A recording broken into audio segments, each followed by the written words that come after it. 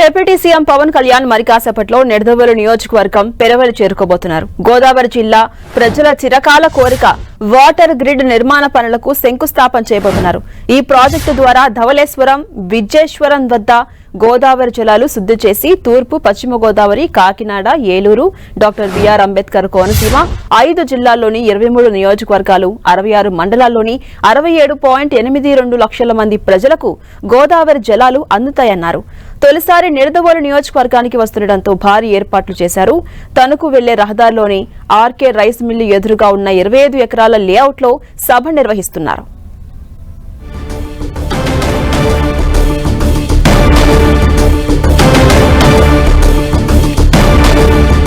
ఇక ఈ పర్యటనకు సంబంధించి మరింత సమాచారం మా ప్రతినిధి శ్రీనివాస్ అందిస్తారు. ఉప ముఖ్యమంత్రి పవన్ కళ్యాణ్ తూర్పు గోదావరి జిల్లా నిడదవోలు నియోజకవర్గానికి విచ్చేస్తున్నారు. ఈ సందర్భంలోనే ఈరోజు అటు గోదావరి జిల్లాలకు చిరకాల వాంఛగా ఉన్నటువంటి వాటర్ గిడ్డు నిర్మాణ పనులకు సంబంధించి కూడా ఆయన శంకుస్థాపన చేయనున్నారు. దాదాపు 3,050 కోట్ల రూపాయల వ్యయంతో నిర్మించేటువంటి ఈ వాటర్ గిడ్డు నిర్మాణం సంబంధించి ఈ వాటర్ గిడ్డుకు అమరజీవి జలధార మిషన్ కింద ఆయన నామకరణం కూడా చేయడం జరిగింది.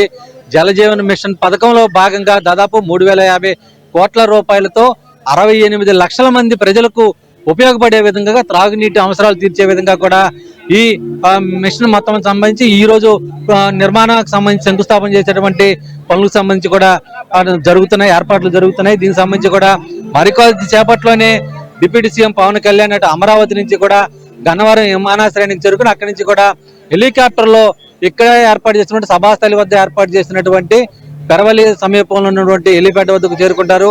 అక్కడి నుంచి కూడా ఆయన తర్వాత సభాస్థలికి చేరుకుంటారు. ఇక్కడే అటు జలజీవన్ మిషన్ సంబంధించి కూడా అంటే హర్ ఘర్ జల్ పథకంలో భాగంగా కూడా ఈ కార్యక్రమాన్ని ఏర్పాటు చేశారు. ఇందులో భాగంగానే అమరజీవి జలధార వాటర్ గిడ్ కార్యక్రమానికి శంకుస్థాపన చేయనున్నారు. అయితే ఈ నేపథ్యంలోనే భారీ ఎత్తున గోదావరి జిల్లాలో ఇటు నిడదవోలు నియోజకవర్గంలో అటు జనసేన ఎమ్మెల్యే ప్రాతినిధ్యం వస్తున్న నియోజకవర్గం కావడం, అలాగే తణుకు ఈ ప్రాంతాలకు సంబంధించి కూడా ఎక్కువగా గోదావరి జిల్లాలో అటు జనసేన ప్రభావం ఉన్న నేపథ్యంలో భారీ ఎత్తున అటు సభా వేదిక వద్ద కూడా అందరూ కూడా చేరుకుంటున్న సందర్భం అయితే కూడా ఉంది. ఈ నేపథ్యంలోనే భారీ బందోబస్తు ఏర్పాటు చేయడం జరిగింది.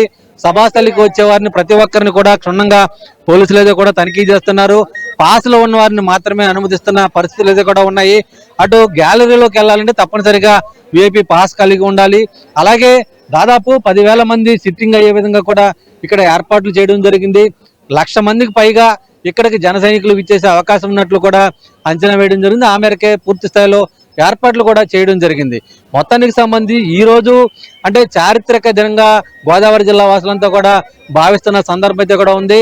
ఎప్పటి నుంచో కలగా ఉన్నటువంటి వాటర్ గిడ్ అంటే గోదావరి జిల్లాల ప్రజలకు గోదావరి నది పక్కనే ఉన్నప్పటికీ కూడా శుద్ధమైనటువంటి నీరు, వాటర్, మంచినీరు వాళ్ళకి అందుబాటులో లేని పరిస్థితి. ఈ వాటర్ గిడ్ ప్రాజెక్టు నిర్ణీత గడువులనే పూర్తయ్యే విధంగా mega engineering and infrastructure limited మొత్తం కాంట్రాక్ట్ పనులన్నీ కూడా చేపడుతున్న పరిస్థితులు అయితే కూడా ఉన్నాయి. ఈ నేపథ్యంలోనే మొత్తం సభా వేదిక వద్దకు వేలాదిగా తరలి వస్తున్నటువంటి ప్రజలకు సంబంధించి అలాగే జనసేన అలాగే కూటమి నేతలకు సంబంధించి కూడా అంతా కూడా ముందుగానే పిలుపునివ్వడం జరిగింది. పెద్ద ఎత్తున అటు డిప్యూటీ సీఎం సభా వేదిక సభకు తరలి రావాలని. ఈ నేపథ్యంలోనే పూర్తి స్థాయిలో సభను విజయవంతం చేసేందుకు కూడా గోదావరి జిల్లా ప్రాంత ప్రజలు అంటే చిరకాల వాంఛగా ఉన్నటువంటి తమ కోరిక నెరవేరుతున్న నేపథ్యంలో అటు సభను విజయవంతం చేసేందుకు కూడా పెద్ద ఎత్తున తరలి వస్తున్న తరుణం అయితే కూడా ప్రస్తుతం నెలకొని ఉంది. మొత్తానికి అటు తణుకు సమీపంలోని నిడదవోలు నియోజకవర్గంలోని తణుకు ఈ ప్రాంతంలో ఉన్నటువంటి పెరవలి ఈ ప్రాంతంలో ఈ సభా వేదికకు సంబంధించి అలాగే కానూరులో ఈ వాటర్ గిడ్ నిర్మాణ పనులకు శంకుస్థాపన కార్యక్రమానికి కూడా ఏర్పాట్లన్నీ కూడా ఇప్పటికే పూర్తని మంత్రి కందుల దుర్గేష్ ఈ ఏర్పాట్లన్నీ కూడా దగ్గరుండి పర్యవేక్షిస్తున్న సందర్భం. ఇదే సందర్భంలో వాటర్ గిడ్ ఏ విధంగా ఉండబోతుంది, ఎలా ఉండబోతుంది అనేది కూడా ఒక నమూనాను కూడా ఏర్పాటు చేయడం జరిగింది. ఆ నమూనాను ఇక్కడికి ఇచ్చేసిన తర్వాత ఉప ముఖ్యమంత్రి పరిశీలించి మొత్తం అధికారులకు తగిన విధంగా సూచనలు సలహాలు కూడా ఉన్నట్లు కూడా తెలుస్తుంది. ఇది ఇక్కడ తాజా పరిస్థితి.